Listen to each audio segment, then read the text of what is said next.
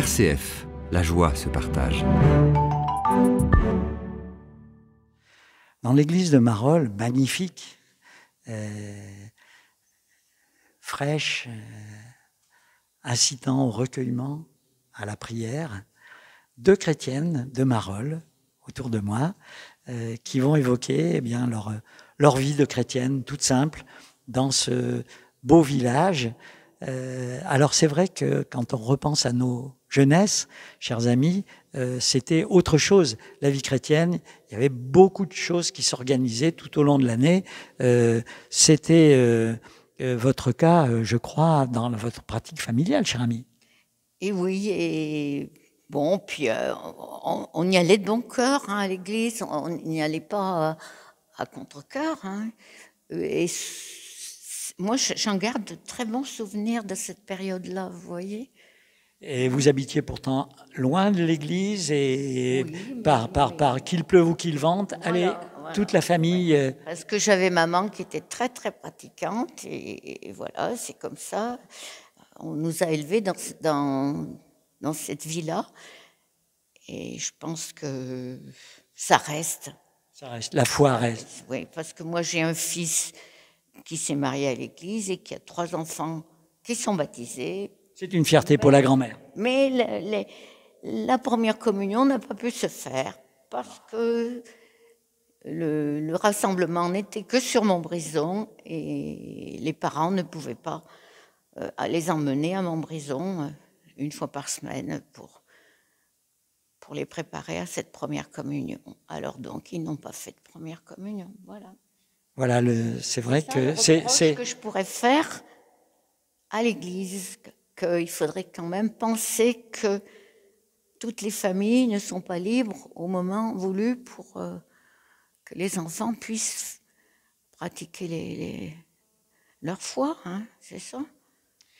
Alors pour vous, c'est un peu la même chose, des souvenirs d'enfance, de bonheur, de la foi, tout simplement. Je suis originaire du village voisin, Chenereil. Mon enfance, c'est l'école, c'est la vie autour de l'église, le catéchisme, la procession du 15 août, les rogations, les fêtes Dieu, voilà, la communion privée, la communion solennelle, la confirmation. Voilà. Le parcours classique de beaucoup dans des familles chrétiennes. Tout à fait, avec la messe tous les dimanches, évidemment. Et puis, après, forcément, à cette époque-là, nous avions un curé pour Chenereil et un curé pour Marolles.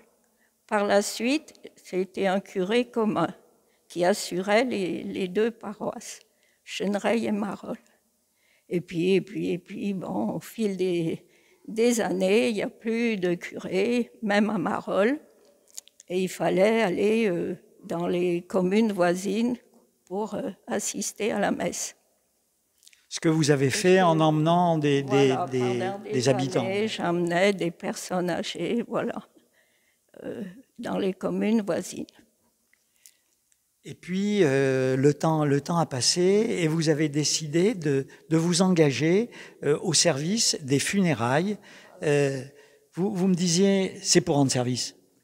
Oui, parce que certaines familles ne savent pas du tout comment se déroule un enterrement. Alors donc, nous, on a des directives, tout ça. Et puis, je pense que c'est rendre service aux gens. Parce qu'ils ont besoin de nous, je pense, Colette. Ils ont besoin de nous, surtout certaines familles qui ne savent pas du tout comment ça se passe. Et c'est vrai qu'accueillis par vous, qui les connaissez, parce que tout le monde se connaît dans le village, il y a du poids humain. C'est parfois difficile, la personne qui est dans le cercueil, vous l'avez bien connue. Tout à fait, ce n'est pas toujours évident. Non. Parfois, lorsque c'est quelqu'un de jeune, quelqu'un que nous avons beaucoup, beaucoup connu, c'est assez dur. Et vous êtes donc bien organisés, vous étiez 3, vous êtes 2 maintenant pour gérer, disons, la célébration. Et avec les familles, on On leur demande à quelle heure ils sont libres et tout ça. Il n'y a pas d'obligation, si vous voulez. Voilà, vous vous organisez avec on essaie elles de se mettre pour leur... à leur service. Voilà, c'est ça. De toute façon, il faut faire assez vite, quoi. C'est limité entre le décès et les funérailles. Donc, rencontre de la famille. Voilà, à leur écoute un petit peu, on parle un peu du défunt. Et puis, donc, on prépare, quoi, la cérémonie. Choix des textes. Choix des textes, choix des chants. Voilà, s'ils veulent participer en lisant un texte. Voilà, on construit avec eux une célébration qui corresponde à ce qui va les aider à vivre ce moment difficile. C'est ça l'objectif. Oui, oui, oui. Et puis, comme je vous disais, il y a certaines familles qui viennent à l'église pour un enterrement sans être croyants. C'est plus pour la personne qu'on enterre qui viennent à l'église. Bien sûr. Alors bon, il faut un peu jongler avec ces familles-là, parce qu'on a parfois des réflexions qui ne sont pas toujours très agréables à entendre. Mais le fait que elles puissent les dire à vous, oui, en qui elles ont confiance, c'est certainement un moyen pour elles d'aller mieux. Peut-être, oui, je pense. Hein. Alors dans ces célébrations, vous êtes la maîtresse des chants. Oui, je suis la chanteuse.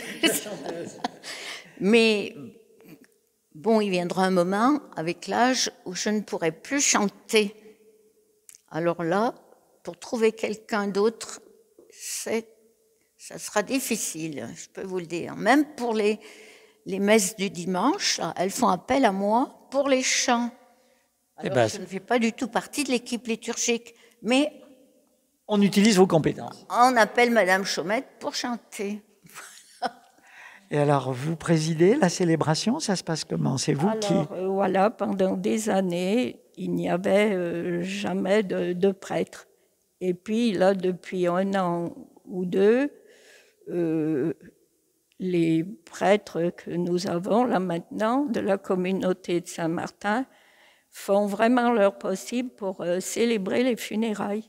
Voilà. Mais ça ne change rien au travail de préparation avec la famille. Voilà, ça veut dire qu'ils célèbrent, mais c'est vous qui avez préparé. Voilà, tout à fait. Ça, c'est nouveau, là. Pendant des années, nous n'avions pas de prêtre. Mon fils a servi la messe pendant 3-4 ans en tant qu'enfant de chœur dans cette église. Ça fait des beaux souvenirs, hein. Pour lui aussi, sans doute. Oui, ben une fois, je lui ai dit, il était parrain d'une... Alors je lui ai dit, si tu veux, je t'aiderai à préparer ton texte. Il m'a dit, dis donc, je sais ce que c'est un baptême, hein.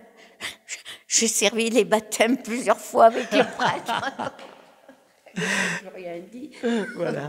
Alors, ce sourire voilà, qui fait du bien, malgré évidemment parfois des difficultés, de la nostalgie, le temps a passé, c'est compliqué. Être chrétienne pour vous, à Marolles aujourd'hui, rendre ce service des funérailles, mais au quotidien, c'est quoi? Eh bien, c'est vivre avec les gens, enfin, en restant poli, ce qui n'est pas toujours le cas. Mais non, mais c'est vrai, moi, je rencontre des gens dans mon chemin, je les salue. Ils répondent ou ils ne répondent pas. Mais il me semble que dire bonjour, c'est la moindre des choses, non? On se regarde, on se dit bonjour, voilà. Et voilà. On s'inquiète des personnes âgées, des personnes seules. Voilà. Inquiétude pour les malades, coup de téléphone, visite voilà, parfois. Oui, visite et coup de téléphone aussi, oui. Mais c'est normal, ça. Mais on a beaucoup des gens qui vont à Saint-Jacques-de-Compostelle, mais on a plaisir à parler avec ces gens-là. Ils nous disent d'où ils viennent. C'est agréable. L'autre jour, moi, j'ai discuté avec un couple qui venait de Loire-Atlantique. Eh ben, on a parlé pendant 2 demi-heures. Ils appréciaient d'abord notre village de Marolles, qui était très beau, ils m'ont dit. Ah, les Marolais, ils sont fiers. Ils ont raison. on a été classé premier dans la Loire, hein, quand même. Et puis cet échange, il est humainement et aussi pour votre foi fort. Ah, moi, j'aime bien parler avec les gens. J'aime bien. Rencontrer, Oui, voilà. sourire. Ah, le sourire aussi, oui, ça compte. La même chose pour vous? Oui, tout à fait, échanger. Bon, parfois, on n'a pas toujours le temps, mais on essaye de le trouver. Voilà, bah écoutez, merci. À travers vous, on salue tous les Marolais, Marolaises, tous ceux qui se sont succédés dans cette église. Et bon vent aux chrétiens de Marolles et à tous les Marolais, bien sûr. Et merci à Jean-Marc pour la réalisation technique.